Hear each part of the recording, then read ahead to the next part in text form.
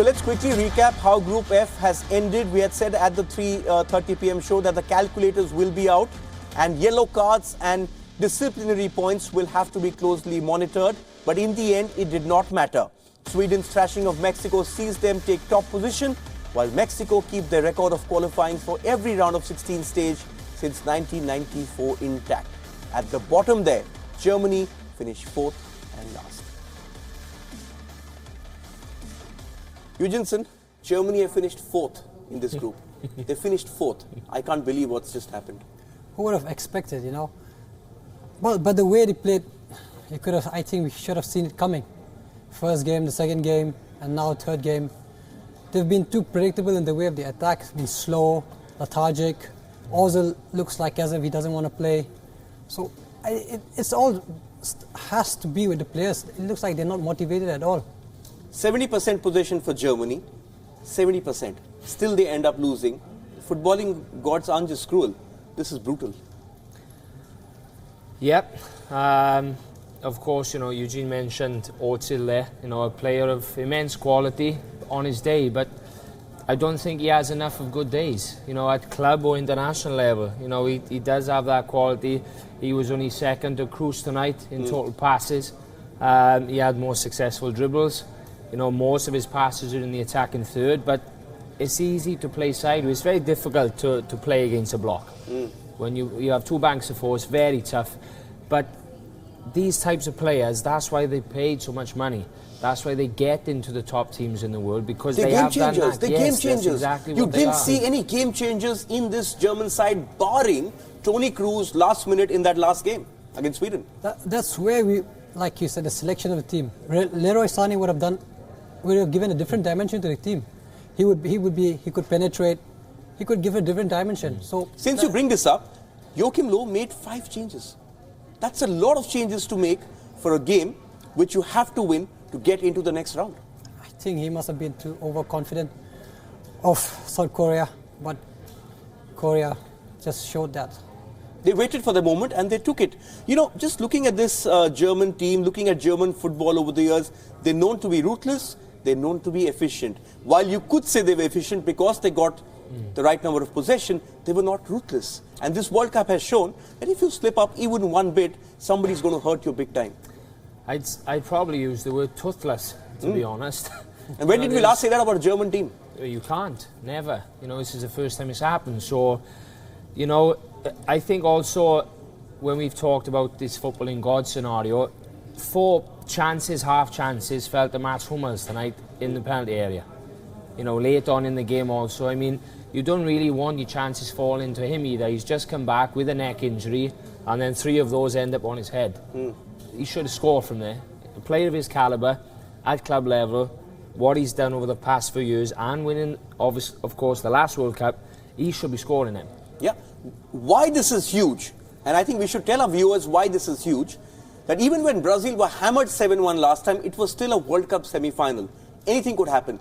Germany, West Germany in a previous avatar, had not lost before the quarterfinals since 1954 when they won it. You've had really bad teams. They say that 2002 was a boring team. I remember that World Cup. They still reached the finals when they lost to Brazil. This is why this is massive. They've not gone past the first round. Who would have thought? No one would have thought. I was expecting yesterday, I said it would cruise. But like I said, they've been very, very lethargic. It's like you want to keep the ball, or you want to do anything with the ball. You just keep the ball rotating from one side of the end to the other side, not really doing anything, not even harming the defense at all. They're not even attempting anything. When you talk about Kroos, you talk about Ozil, you talk about the likes of Müller, champions, we all know what they can do. But why could no one, like we saw with Messi yesterday as well, give them that impetus? Why do you think they just couldn't impose themselves in this match? I don't think South Korea really sat back that much. South Korea had great counters as well, so they were leaving the Germans open. As he's saying, is it because Joachim Löw got the selection completely wrong and they just could not cope with the style what they were expected to play? I thought they would stick to the same formation which they won the last game. He changed it again. I think also what's really key that we think about you is the fact that winning is not easy. And when you get to the top, it's not easy to stay there. We've talked about it at club level, even our experience last going off, working together. You have to keep changing, keep evolving, keep developing. Just tweaks here and there, but Germany played the same system, more or less, that they played in the World Cup in 2014. The same type of players. You know, as he introduced enough of that small change, you'd have to say no. Did he make the mistake? He went to the Confederation. He still had a lot of players from that squad, but when you see the people who started here, he went with the experienced hands, the Ozils, the Mullers, the Neuers, Kroos. I mean, yeah, but when you come to this stage, you obviously want experience. You don't want the side to be too young, you know. You want that experience to be there. But I think the experienced players had failed. I feel they failed. Like today, he didn't even start Muller, but I felt that he should have started Muller in a big game. He's a big game player. He can change. But when he came on, he didn't look like he could do anything though. So I don't know, it could be that he was angry that he couldn't start. I think Mario Gomez is a poor selection. You know, you had Sandro Wagner. Yeah. He's had a terrific time before his move to Bayern. And it's Pedersen who got a lot of goals as well in Bundesliga. Yeah, so you know, there's two options. Could he have gone with them a little bit more dynamic, something more about them? You know, it's disappointing. Really, really, really disappointing. Will there be a reaction? Will there be a reaction? This is a very proud footballing nation. When they lost to England in a World Cup qualifier 2001, 5-1 I think it was, they overhauled the entire structure. You saw the Germans team invest in youth, the league invest in youth, and you had this assembly line of players coming through. All that suddenly has, you know, you're wondering, you're looking at this German team wondering what happens. They could still put a team on the park for the next major and still be contenders. But something's gone massively wrong. Is it the jaded factor that Joachim Löw made the same mistake as Marcello Lippi in 2010 when he took almost the same squad which won 2006, Vicente Del Bosque, same mistake 2014, Spain paid the price, so did Italy. We didn't see this one coming, but he's paid the price. Could be what you said, jaded. Players could be tired after a long season. May just want to finish it off, but a World Cup, who want to play the World Cup? So, but the youth system in Germany is very good. Yeah, they have good, the clubs that are there, they have very good, the clubs are good, they're doing well in the international stages as well. So what we do is it the coach? You want a change of a coach, change of a system, or where you playing style? Let's talk about the coach. He's been there since 2006 when Jürgen Klinsmann left the job after leading them to the semis. It's been 12 years. He's also signed a contract till 2022, Jogi Löw. But you can't survive a first round exit, especially looking at the history of the Germans, looking at the recent record in majors, always being there, always contending, semis, finals. Go back to that history of being at the quarterfinal at least at every World Cup since '54. Two things will happen.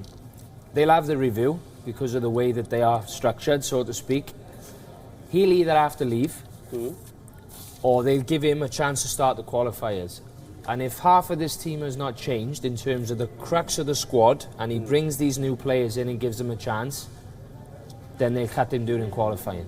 I think that will be a directive from the DFB that he has to change something. Either he changes because of this, because it's not enough. They won't reboot the system. It's a fantastic system. Yeah, it's working. It's a fantastic system. There's no doubt about it. He has to change, or he puts his hand up and says, made mistakes. It's not for me, but of course anybody is going to sign a contract. You know, it's going to be worth a lot of money. So he's going to sign a contract, that's fine. If they pay him out now, it's too much money. Germans are very, as I just said, very structured, systematic. Review, you change half the squad in the next qualifiers because Khedira, Gomez, Hummels maybe. Are they at the end of their tether a little bit? Boateng also is another one. He's cost them. You know, if he had played tonight, would have been different. No red card. Potentially, you don't know. Because he's got pace and he's got power. So I think those two things will happen. Joachim Löw out, or what will happen is you'll see a completely different team, refresh squad during the qualifiers for the Euros. There's also the curse of champions to talk about. France 2002, Italy 2010, Spain 2014, Germany 2018. If you're a European team and you win the World Cup, what happens when you go to the next one in Qatar? Do you think it could be of pressure of being the present champions? Could it be? Well, if you look at the last, you know, all football, right, club and international level, how many teams can you really say won and kept winning and kept winning and kept winning? Probably Manchester United, sorry. Maybe Spain. Maybe Spain. Euros 2008, World Cup and 2012. We even had France 2019. They won and they won the Euros in 2000. But really, it's only a 4-year span, right? So we're talking about the World Cup, yeah. So of course I've just delved a little bit into the club side, but my comparison is that it's very, very tough to stay at the top because people are chasing you. Yeah. And this generation, people are studying each other. These smaller teams are studying the bigger teams very well. Yeah. Who would have thought, Eugeneson? Yeah, Sweden and Mexico are going to go through. You thought Mexico favourites to go through, especially after they won their first 2 games. But what a performance from Sweden. They are a team which wins 1-0 mostly. This is for the first time in a long, long period they've actually scored 3. I know. It's impressive. You know, that's what I think, the motivation, the determination in the players, knowing that 1 goal is not going to be sufficient for them. 2. Make it 3 even. And Mexico were almost out. But yeah, they almost thought, and at the end they thought they were going home. Then the news came in. But for Mexico, you would have felt bad. You would have felt bad that they're going to go home, if Germany had got the win, that they were going home with 2 victories, while Argentina have scrapped their way into the second round. I think from Mexico's point of view, you know, everybody wanted them to go through, and they is deserve the right word in football. I've viewed it so many times, individually and as a group. I think based on these 2 games, everybody wanted them to go through because of the way that they've played, with the style, the coach, the story behind the coach of his education, as we mentioned on an earlier show again. And from the perspective of Sweden, really what star players do they have? Yeah. Not really. Good players, all playing in different clubs in different leagues in Europe. The most famous players in the US. Yes. Zlatan. Yeah. So, I mean, you know, those days are gone at the moment of the Henrik Larssons of the world, Zlatan, you know, they're not there anymore. But what they have got, as we said this afternoon, a team. Yeah. Collectiveness. And we saw them come together. We saw them come together when Domas got racially abused as well. Are you seeing a template now? If you're going up against the big team, soak up the pressure, hit them on the counter. That's what Netherlands did in Spain. They probably didn't realize what they were going to do for the rest of the world. But we've seen this in this World Cup. I mean, when you're a team game, the moment you stick as a unit, everything. It's not like a twig. You break a twig, a single twig, it's easy to break. But if you combine too many twigs and you try to break them, it's hard. So it's hard to break down a team that's well knit. So the same thing is going to happen. I'm afraid what's going to happen with the Brazil game. I'm sorry, I'm afraid because of what all the teams have been going through right now. The smaller teams have been doing really big against the bigger teams. So it's going to be interesting, very, very interesting. Okay, you brought it up, so that's where I will head to, because there will be no Brazil-Germany round of 16 clash as most of us were expecting. Germany are out, and the Seleção still need to confirm their berth in the knockouts. The 5-time world champions go up against Serbia in what could be a straight shoot-off. Switzerland too have work to do. They need a point against Costa Rica to feel safe, while a win will guarantee qualification.